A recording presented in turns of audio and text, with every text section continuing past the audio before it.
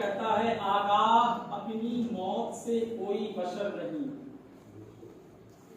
آگاہ اپنی موت سے کوئی بشر نہیں، سامان 100 برس کا ہے پل کی خبر نہیں، موت سے کس کو رشتگاری ہے، آج یہ تو کل ہماری باری ہے،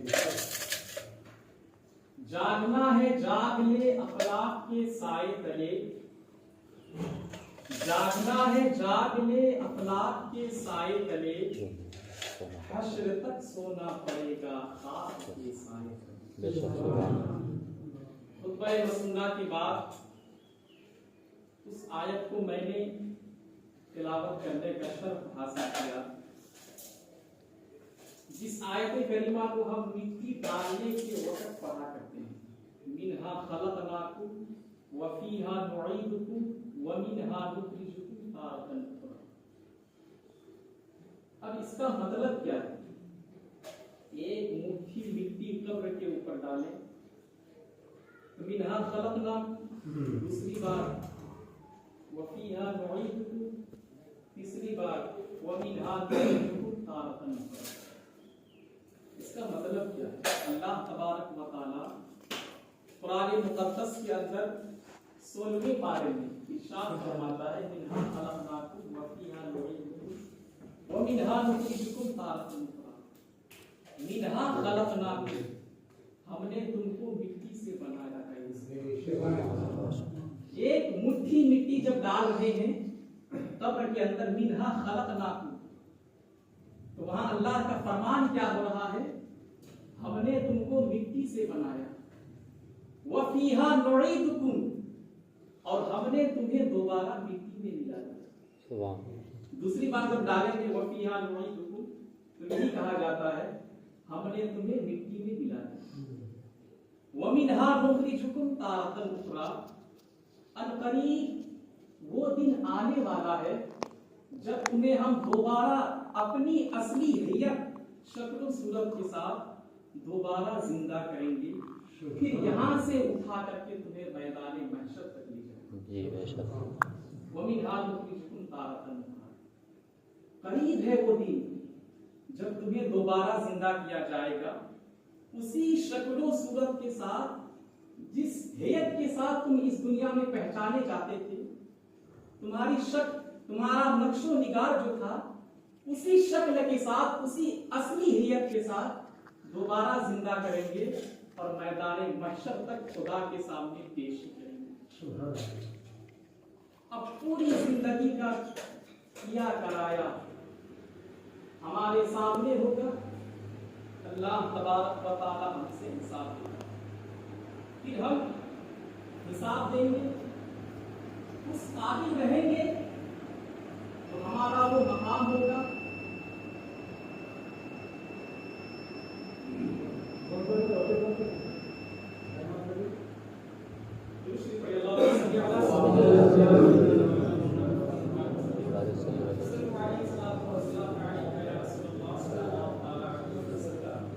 میدان محشر میں ہم سے حساب ہوگا، ہم اس قابل ہوں گے تو ہمارے قابلیت کے مطابق وہ انعام دیا جائے گا، اور اگر ہم اس قابل نہیں ہوئے تو پھر اس کا ٹھکانہ کیا ہے ہم سب بہتر جاننے والے ہیں۔ ایک واقعہ پیش نظر رکھتے ہیں،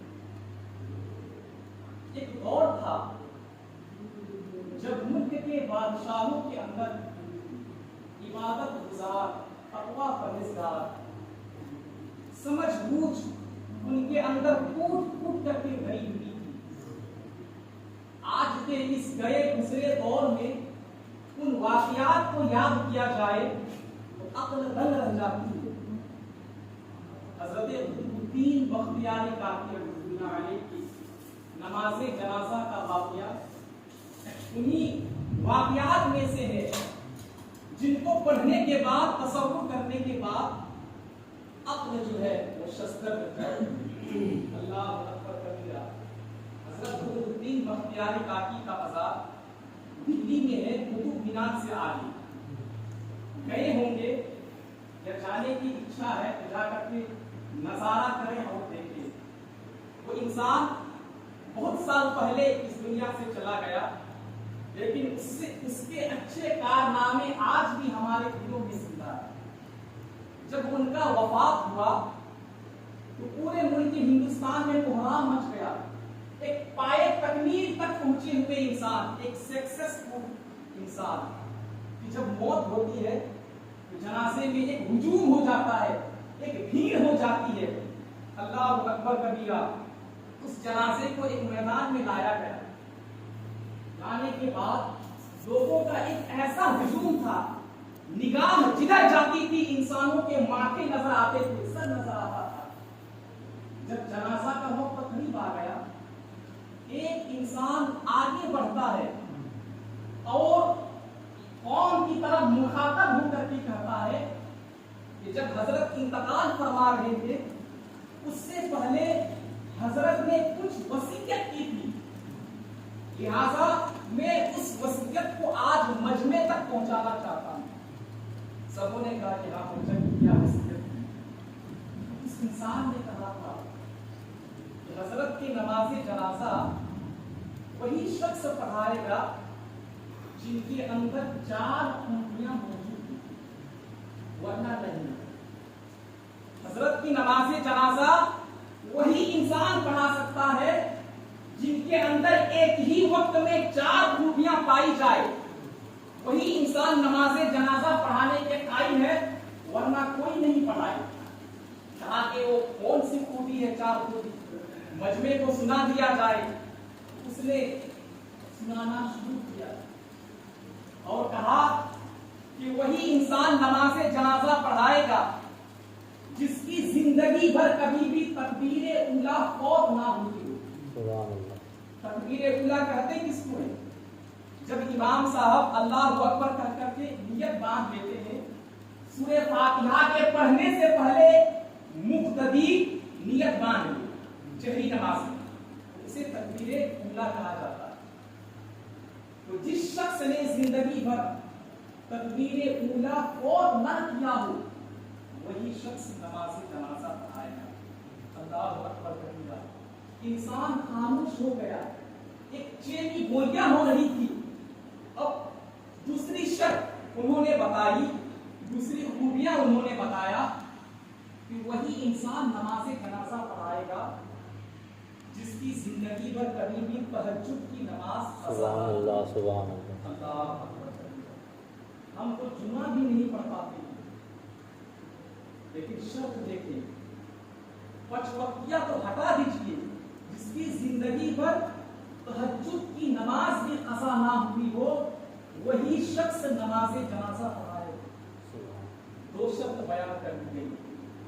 مجمع سناٹا ہو گیا. اللہ اکبر کبیرہ.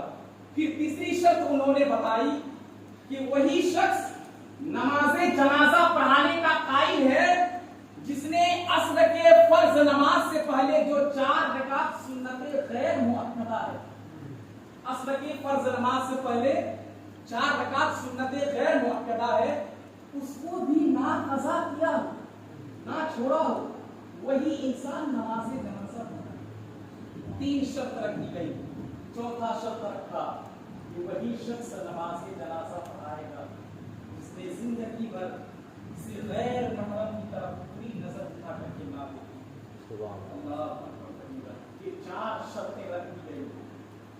لوگوں میں ایک چینی ہو گیا، گفتگو ہونا شروع ہو گیا کہ اب کوئی بھی حضرت کا نماز جنازہ نہیں پڑھا سکتا، اس لیے کہ اس دور میں کوئی بھی ایسا پاک پوتر انسان نہیں ہے جس نے عصر کی سنت غیر مؤکدہ جو ہے وہ قضا نہ کی، تہجد قضا نہ کی ہو. اللہ اکبر کبیرہ. تکبیر اولیٰ ان کی فوت نہ ہوئی ہو. اس دور میں نگاہ اٹھا کر کے دیکھا جا رہا ہے، کسی پر اعتماد کیا نہیں جا رہا ہے. وقت گزرتا گیا، سورج ڈھلنے کے قریب آ گیا. یہ اعلان اس مجمع کے اندر بار بار کیا جا رہا تھا کہ وہی شخص نماز جنازہ پڑھائے گا جن کے اندر یہ 4 خوبیاں پائی جائے. اللہ اکبر کبیرہ. سورج ڈھلنے کے قریب آ گیا. ایک انسان آگے بڑھتا ہے کہ سبحان اللہ. ایک انسان آگے بڑھتا ہے اور پڑھنے کے بعد حضرت قطب الدین بختیار کاکی رحمۃ اللہ علیہ کی کفن کو اٹھاتا ہے اور کہتا ہے حضور آپ تو اس دنیا سے چلے گئے لیکن میرے اس راز کو آپ نے فاش کر کے چلے گئے. سبحان اللہ. سبحان اللہ. اللہ اکبر کبیرہ. پھر وہ اللہ کا نام لے کر کے وہ عہد لیتا ہے, قسم اٹھاتا ہے اور کہتا ہے کہ میں وہی انسان ہوں جس نے آج تک کبھی بھی جو ہے تکبیر اولیٰ فوت نہ کی ہو, جس نے تہجد کی نماز کبھی بھی قضا نہ کی ہو, جس نے عصر کی سنت غیر مؤکدہ بھی قضا نہ کی ہو, جس نے کبھی بھی کسی عورت کو بری نظر سے نہ دیکھی ہو. اللہ اکبر کبیرہ. جب یہ کہا تو مجمع سے آواز آئی, اے بادشاہ, اے سلطان, آپ شمس الدین التمش ہے. سبحان اللہ. شمس الدین التمش کی وہ ذات تھی جس نے زندگی میں کبھی بھی جو ہے نماز قضا نہیں کیا, تہجد قضا نہیں کیا, سنت نوافل ادا کرتے رہے اور کبھی بھی غیر محرم کی طرف جو ہے اس نے نگاہ اٹھا کر کے نہیں دیکھی. تو اس دور میں اس طرح کے راجا مہاراجا جو ہوا کرتے تھے وہ اس طرح کے پالن کیا کرتے تھے. وہ راجا ہو کر کے اس کے پاس ساری چیزیں ہیں عیش و آرام کی, وہ جو کچھ کرتا ہے وہ ہو جاتا ہے. ہم پرجا ہو کر کے ہم عام پبلک اس بار نہیں لا سکتے. اللہ تبارک و تعالیٰ اتنا بڑا